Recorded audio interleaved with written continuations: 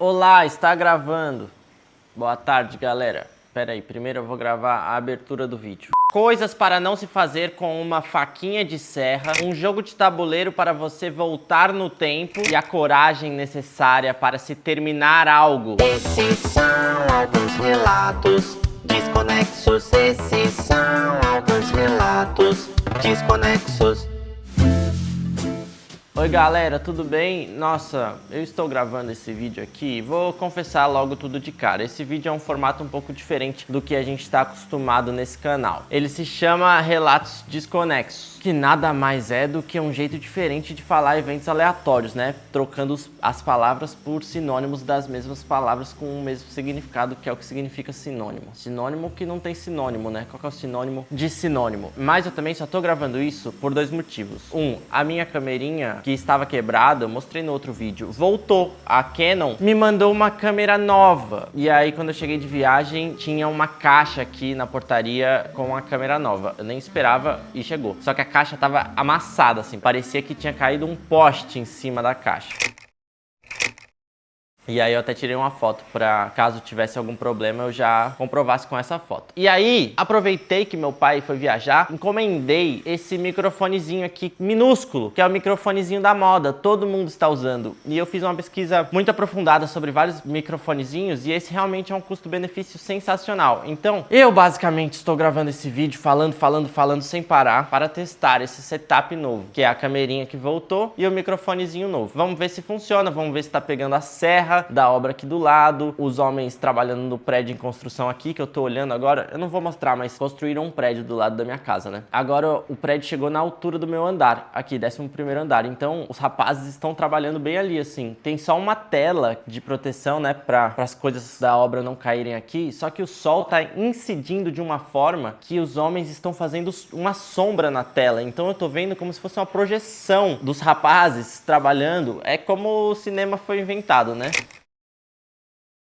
Anotei várias coisas que eu queria falar pra vocês pra testar o microfone e a câmera nova e quem sabe postar esse vídeo ou não, se ele ficar muito confuso. Tô testando formatos, percebo que eu falo com muita euforia e me falta o ar às vezes, quando eu falo assim por um período longo. Tá, eu tinha uma reflexão também sobre esse microfone, né, que todo mundo tá usando ele. No TikTok, se você abrir seu TikTok agora, tem um criador de conteúdo usando esse microfone. E aí me dá um pouco de aflição, porque corrobora um pouco com uma ideia que tem no fundo da minha cabeça e uma impressão geral de que os conteúdos digitais são todos iguais, né? Todo mundo tem que falar do mesmo jeito e o TikTok, ele te força a fazer o vídeo de uma maneira a conquistar a atenção do espectador de uma forma apelativa ou não. Tem gente que consegue driblar isso e fazer muito bem, mas de uma forma massificada parece tudo igual, né? A entonação, até o equipamento, né? Que todo mundo usa. Mas isso aqui deve ter sido, tipo, o produto mais vendido entre os criadores de conteúdo. A marca se deu muito bem e é realmente bom. Eu pesquisei,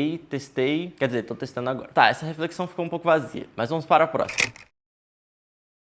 Eu queria falar sobre o meu carnaval, alguns detalhes que faltaram, porque nos dias que eu não fui pra bloquinho, que foram muitos, eu fiquei no ar-condicionado vendo filme ruim. E aí eu vi alguns filmes, queria falar pra vocês. Filme de terror bagaceira. Eu adoro, eu e a Gabi, a gente sempre vê filme de terror meio de qualidade duvidosa, é o nosso gênero favorito. E aí a gente viu um que chama Presence, em português deve ser Presença? Não sei, deixa eu pesquisar, calma aí. Em português de fato se chama Presença. E ele é um filme narrativamente não é nada demais, mas o que é interessante nesse filme é que ele é da perspectiva da assombração.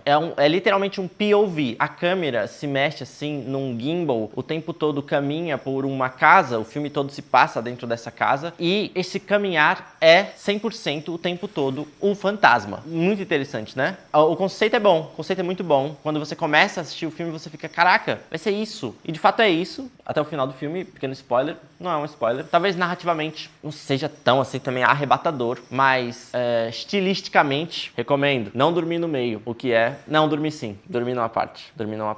Outro filme que eu vi também é um que se chama Companion, do português... Por que eu tô falando os nomes em inglês, né? Caraca, o nome em português é fantástico. Acompanhante Perfeita, que talvez seja mais interessante assistir esse filme sem saber nada sobre esse filme, mas não vai ser seu caso, porque eu vou te contar um detalhe sobre esse filme. É um daqueles filmes tipo Her, em que o cara tem uma namorada que é uma inteligência artificial. Só que no caso desse filme, é um robô, né? Uma pessoa robótica, um androide, que é a namorada dele. E eles como é que fala? Eles se envolvem em grandes confusões. Basicamente, o cara é um escroto e você fica do lado da acompanhante perfeita, que é o robô, mas ela apronta várias paradas. Cara, meus reviews de filmes são fascinantes, né?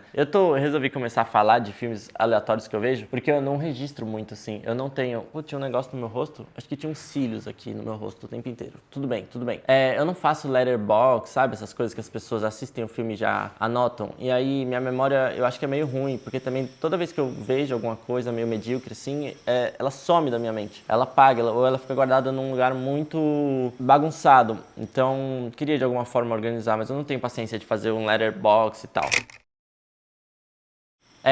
No carnaval também a gente jogou o jogo Perfil. Quem não conhece, quem não gosta. Fazia muitos anos que eu não jogava, nem lembro a última vez que eu joguei. E esse era uma versão atualizada do Perfil, o que eu achei muito interessante, porque era atualizada, mas não até 2025, o ano que estamos, né? Eu deduzi pelas palavras ali que estavam nas cartas, é isso que fala, pelos temas, que o jogo foi atualizado por volta de 2020, 2021, uma coisa meio pandemia, pós-pandemia, BBB 20, Manu Gavassi, Dua Lipa, Evaristo Costa, álcool gel, entendeu? Essa nuvem de ideias, tudo isso foram palavras que saíram nesse jogo. E aí eu achei interessante, porque você tinha que, pra adivinhar algumas coisas, você tinha que, tipo, entrar descobrindo essa brecha ali da regra. Essa brecha não, esse pulo do gato, que as palavras giravam meio em torno dessa época, né? Desse período vivido, histórico. Aí você direcionava o seu raciocínio por esses meandros, por essas alamedas. Muitas vezes você era bem sucedido. QR Code e por aí vai.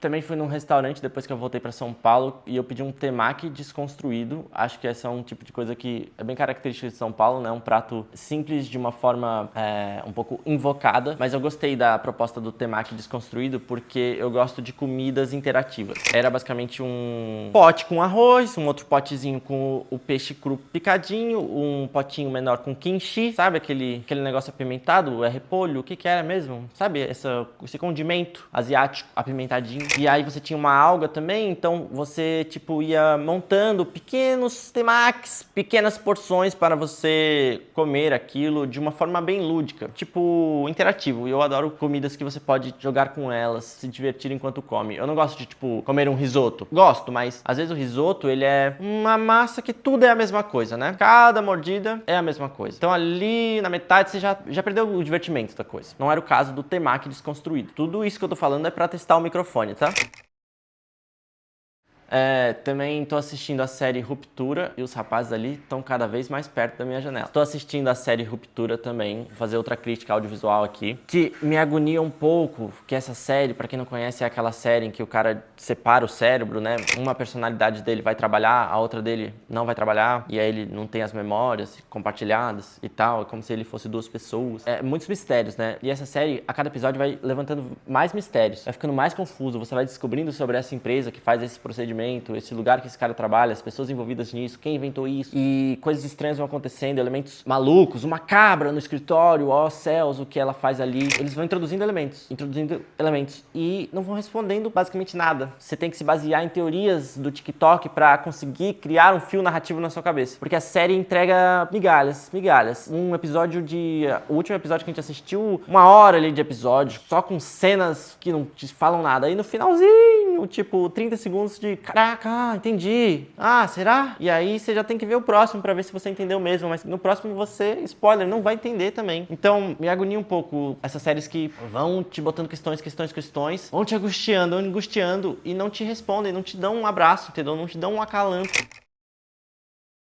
Eu adoro coisas que terminam. Eu adoro ver um filme bobo que nem esses que eu citei alguns minutos atrás, porque eles terminam da forma mais estúpida possível, mas eles simplesmente terminam. E isso é tão bom sentar em frente a uma TV e algo se concretizar narrativamente, do começo ao meio e ao fim, no intervalo de 1h29, que é o tempo ideal de uma narrativa, entendeu? Complexa, profunda. Mas é isso. Eu fiz faculdade de audiovisual, né? Eu tinha um professor de roteiro que ele falava um pouco disso. Na verdade, não sei se tem a ver, mas ele falava sobre a gente ter ideias e escrever séries, que o mercado depende muito realmente de você ter um piloto, né? Um primeiro episódio muito impactante, uma primeira temporada que chame a atenção. Então você tem que botar todo o seu esforço criativo e todas as suas ideias, você tem que canalizar para esse começo aí ser, esse começo do seu projeto audiovisual ser muito impactante. Então acho que isso acontece às vezes, né? A pessoa tem uma mega ideia, deposita tudo ali num começo, numa proposta muito boa, só que depois para entregar, para desenvolver mais, para seguir a narrativa ali, você se enrolou porque você já gastou tudo que você tinha no começo, né? Então talvez seja um mal da indústria. Isso tudo que eu falei. Que eu não sei se você entendeu também, mas na minha cabeça eu quase entendi. Que mais? Para finalizar, eu só queria falar duas coisas que se unem por um utensílio da cozinha brasileira, que é a faquinha de serra. Esses dias eu vi um vídeo que eu fiquei perturbado, tô pensando nele até hoje, que era do Davi Brito. Você deve ter visto. Eu nem vou colocar um trecho aqui porque ele é muito perturbador e vocês não merecem. Era o Davi Brito tentando trocar um chuveiro elétrico sem desligar o disjuntor geral da casa e tentando cortar os fios do chuveiro elétrico com uma faquinha de serra. Claramente o negócio dá errado, dá uma pipocada e tal. Depois ele até conseguiu trocar o chuveiro sem se acidentar, mas a imagem de um homem tentando trocar um chuveiro elétrico sem desligar o disjuntor geral com uma faquinha de serra passando pelos fios do chuveiro elétrico amarram a minha atenção, a minha lucidez. E esse homem é um gênio, ele é um gênio. Tudo que ele faz é genial.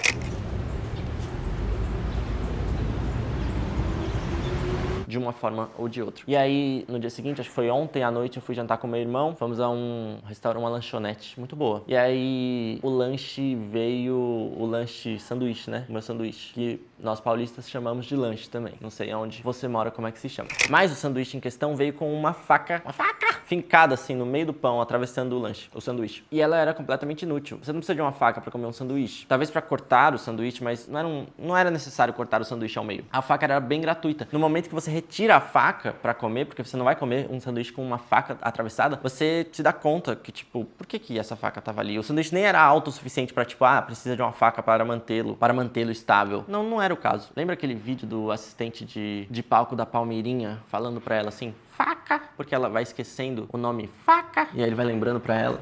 Deixa eu dar uma esquentadinha aqui na minha faca. Você precisa esquentar bem a Esse vídeo é muito bom também. Enfim, tomara que o microfonezinho tenha funcionado, porque eu te disse coisas que são muito importantes serem ouvidas. Tomara que você tenha ouvido. Ele tem até um adesivinho, o microfone, que eu botei uma carinha feliz. Legal, né? Veio junto com o mix aí. E a camerinha também tá de volta. E esse formato aconteceu, que é basicamente o pensamento vivo de Tito Mello no YouTube. Como diz o grande Chico Barney, né? Pensamento vivo, no caso aqui de Tito Mello. Se você gostou, comenta aí algum pensamento seu que te suscitou nesse momento. Dê like no canal e vamos continuar nos falando, tá bom? Obrigado. Eu vou sair de quadro. Acho que vai ser impactante.